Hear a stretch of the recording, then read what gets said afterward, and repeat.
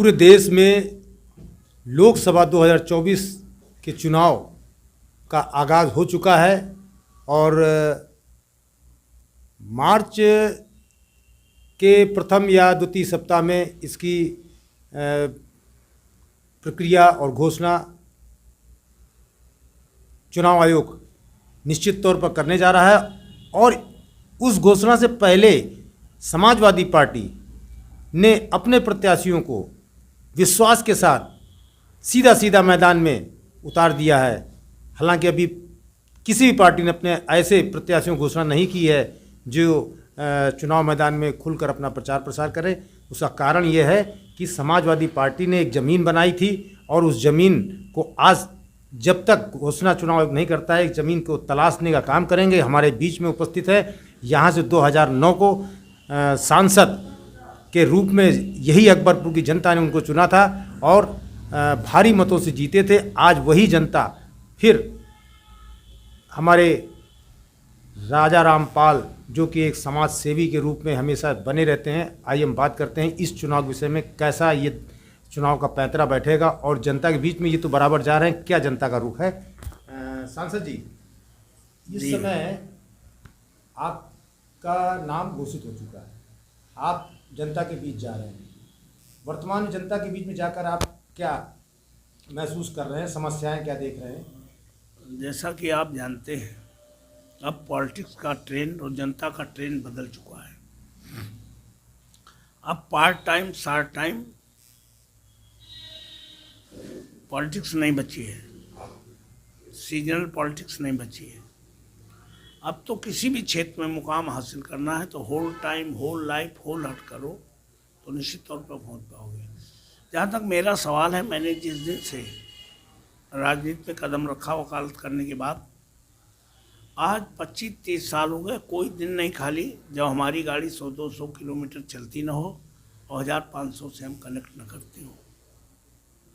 इसलिए हम तो इसको full time, whole life, whole heart, whole time वाली पॉलिटिक्स पर विश्वास करते हैं। इसलिए कोई हमारी नई बात नहीं कि टिकट की घोषणा अब हो गई इसलिए सक्रिय हो गए। नो, हम तो 91 से आज तक टिल टुडे हमारे 7 डेज होते हैं सप्ताह के। तो संडे मंडे कल्याणपुर, मंगल शुक्र महाराजपुर, बुध बिठूर, बृहस्पति अकबरपुर रनिया, शनिवार घाटम, ये 7 दिन हैं। 7 दिन और रातों दिन हम लोग पब्लिक के बीच में रहते हैं। 90% से ज़्यादा पब्लिक हमें सीधे पहचानती है, सीधे जानती है। प्रत्येक गांव की गली कूचा, कहाँ से रास्ता है कहाँ से नहीं है, ये हमें पता है। वहाँ ऐसा कोई गांव नहीं होगा, ऐसा कोई मोहल्ला नहीं होगा जहाँ 10-20 नाम हमारे पास, मोबाइल नंबर और व्यक्तियों के व्यक्तिगत नाम न जानते हो। ये पूरे पार्लियामेंट में 25-30 साल से हमारा जुड़ाव है। इसलिए हम लोग हारने जीतने का महत्व नहीं देते। हम तो जो लोग हमारा समर्थन करते हैं, 2004 में एमपी बनाया, 2009 में एमपी बनाया, तो हम लोग तो लगातार उनके ऋणी रहेंगे जब तक शरीर में दम है, तब तक मन। तो इसलिए पब्लिक का रुख इस देश में 2014 में आदरणीय मोदी जी आए थे और उन्होंने एक नया नारा दिया था कि हम अगर देश की सत्ता में बैठेंगे तो गुजरात मॉडल लाएंगे। अब गुजरात मॉडल के बारे में यहाँ के लोग पढ़े लिखे नहीं हैं। गुजरात मॉडल कोई समझे कोई बहुत बड़ा मॉडल होगा। जो गुजरात नहीं गए हैं, हम तो गए हैं। गुजरात की राजधानी में 1-2 सड़कें हमारे कानपुर की सिविल लाइन की छोड़ दें तो जैसी हालत कानपुर की है उससे बदतर हालत गुजरात के राजधानी की है। अब जो नहीं गए वो समझे गुजरात मॉडल कोई मॉडल। हाँ, निश्चित तौर पर गुजरात मॉडल लाए हैं। वहाँ हिंदू मुस्लिम उन्होंने कराया, मुस्लिमों का कत्लेआम कराया। वो काम 10 सालों में बड़े बड़े वायदे करने के बाद वही काम यहाँ करने का काम रहे हैं। अगर कोई मुस्लिम साधारण गुनहगार भी होता है तो बुलडोजर चलेगा, उसका घर गिराया जाएगा, उसको जमीन दोज कर दिया जाएगा, हिरासत में उसको मार दिया जाएगा। यही गुजरात मॉडल है। जहाँ तक मुस्लिम को, आज पूरे मुसलमान देश का दहशत में है, जबकि भारत का संविधान रोटी, कपड़ा, मकान, शिक्षा, चिकित्सा और सुरक्षा की गारंटी देता है। तो निश्चित तौर पर मोदी जी यही गुजरात मॉडल है। दूसरा जो गुजरात मॉडल हम देखने में आया है कि अमित शाह और मोदी के अलावा भारतीय जनता पार्टी में किसी भी नेता की हैसियत नहीं है कि जो बात कह दे उस पर अमल होगा या किसी की फ़ोटो लग जाए, किसी को ये नाम हो। और अब तो सीधे सीधे तानाशाही की ओर इसलिए है कि केवल मोदी जी गारंटी है, बाकी पूरे भारतीय जनता पार्टी में एमपी, एमएलए, चीफ मिनिस्टर किसी की गारंटी नहीं है। तो एक की गारंटी का मतलब है लोकतंत्र नहीं है वहाँ।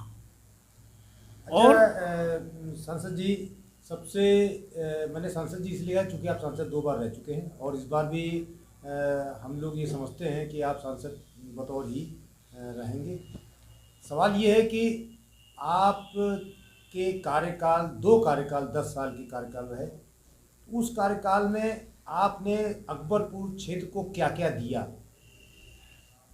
देखिए, हम लोग बहुजन समाज पार्टी में सामाजिक परिवर्तन, आर्थिक मुक्ति के लिए हम लोग जुड़े थे, आंदोलन से जुड़े थे। और 2004 में जब हम पहली बार एमपी बने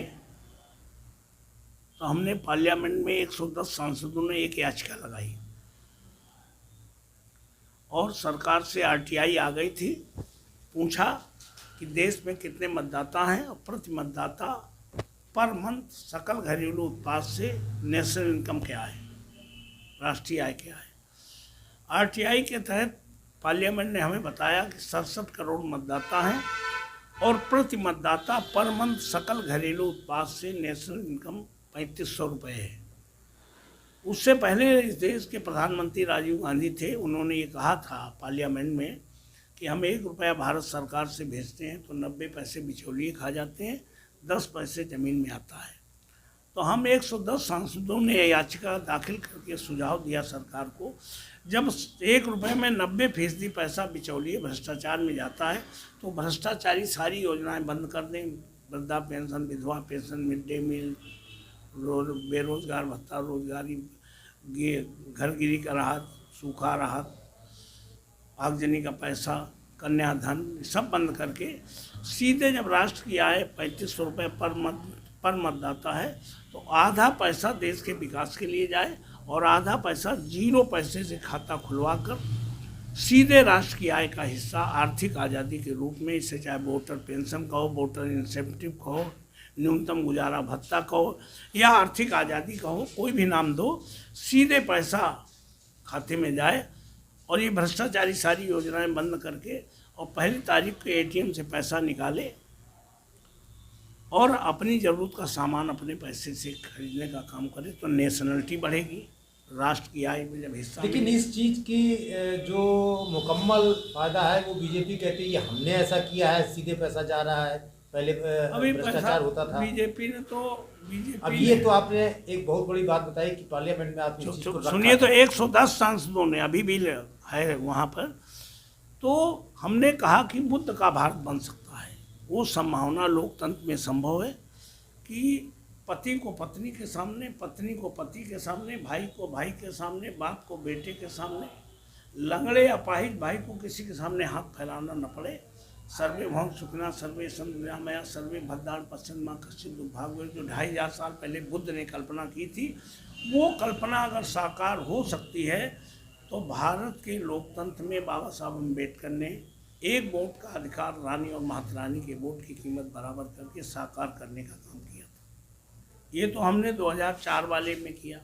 2009 में फूड सिक्योरिटी बिल आया, भोजन के अधिकार का कानून।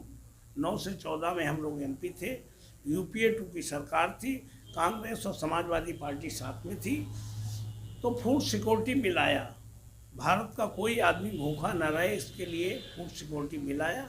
और उस समय 5 किलो राशन का दाम 2 रुपये किलो गेहूँ और 3 रुपये किलो चावल रखा गया, जो 12 और 13 रुपये होता था। उस समय गैस सिलेंडर 300 का था, आज 1100 का है। तो यही जो 12 रुपये थे, यही आदरणीय मोदी जी ने कोरोना काल में माफ़ करके दोनों हाथ फैला कह रहे हैं कि 80 करोड़ लोगों को हम फ्री का राशन दे रहे हैं। ये नहीं कह रहे 12-13 रुपये माफ़ कर रहे हैं, ये तो फूड सिक्योरिटी बिल है, पार्लियामेंट में पास हुआ है। दूसरा ये कहते हैं कि ये नहीं बताते कि कांग्रेस ने किया था, यही चीज़ मैं आपसे मतलब ये काम कांग्रेस ने किया था ये नहीं बताते। कांग्रेस ने उतना प्रचार प्रसार नहीं किया जितना मोदी जी बिना करे प्रचार प्रसार में पैसा खर्च कर रहे हैं। तो हम लोग जनता को बताने जा रहे हैं कि ये फूड सिक्योरिटी बिल कोई मोदी जी की कृपा और भीख नहीं है। ये भोजन के अधिकार का कानून पार्लियामेंट में पास किया है। इसको 5 किलो चाहे 10 किलो दे, 1 किलो रोज दूध देने लगे, 1 किलो डालडा के पैकेट में देसी घी की मोहर लगा कर देने लगे, तो इसे अधिकार समझ के खाने की ज़रूरत है। इसके बदले वोट देने की ज़रूरत नहीं है। ये ब्रेन वॉश करने का हम लोग काम करते हैं। तो पब्लिक समझती है कि यार ये तो कांग्रेस ने किया था। ये विपक्ष को डराते हैं वोटर को कि अगर विपक्ष आ गया तो ये तुम्हारा राशन बंद हो जाएगा। अरे भाई, जिसने कानून बनाया वो कानून ख़त्म करेगा कि जिसने बनाया वो ख़त्म करेगा। इसलिए आज जनता महंगाई से त्रस्त है। और जो लोकतंत्र जहाँ तक है उसके लिए सुप्रीम कोर्ट के 4 जजों ने कहा है, पहली बार आज़ादी के इतिहास में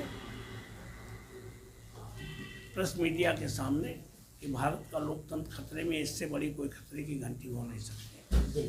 राफेल के मामले में जब चीफ जस्टिस ऑफ इंडिया संज्ञान लेने की कोशिश करते हैं तो उनकी 10 साल पुरानी स्टेनो से रेप केस लिखवा कर राफेल का फैसला अपने पक्ष में कराया जा सकता है।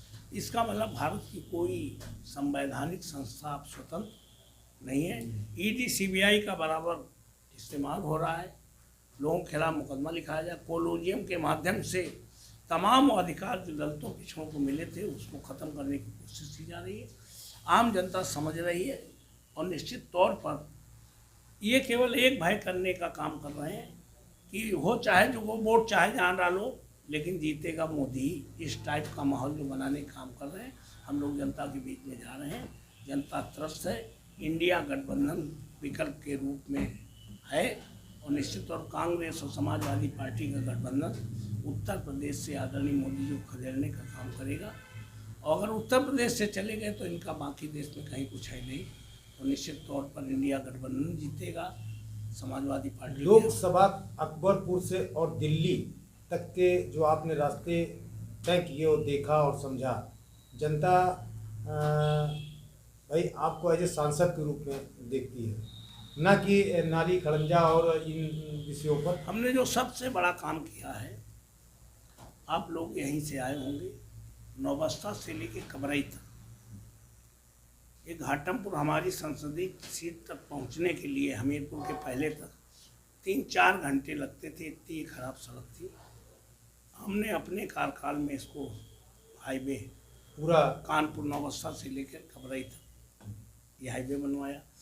हमने पब्लिक की आम जरूरत, हम बिजली के बिना आदमी रह नहीं सकता, उसको ध्यान में रखते हुए 4000 मेगावाट का सबसे बड़ा पावर प्लांट न्यू दिल्ली नेगलाइट के माध्यम से घाटमपुर में स्थापित कराने का काम किया। जो हमारा बिठूर ऐतिहासिक स्थल है, धार्मिक स्थल है, पौराणिक स्थल है, उस पर ब्रॉड गेज करा करके 16 करोड़ रुपए का से ब्रॉड गेज करा करके मंधना से बिठूर तक के ट्रेन चलाने का रास्ता साफ करने का। ऐसा कोई स्टेशन नहीं होगा जहाँ पर हमने स्थापित न कराया हो। ऐसा कोई ब्लॉक हो, ऐसी जगह न होगी जहाँ हमने 5-5 बारात शालाएँ, एक हमारे सिरों में है, एक अकबरपुर में है, एक घाटमपुर में है, बनवाने का काम किया।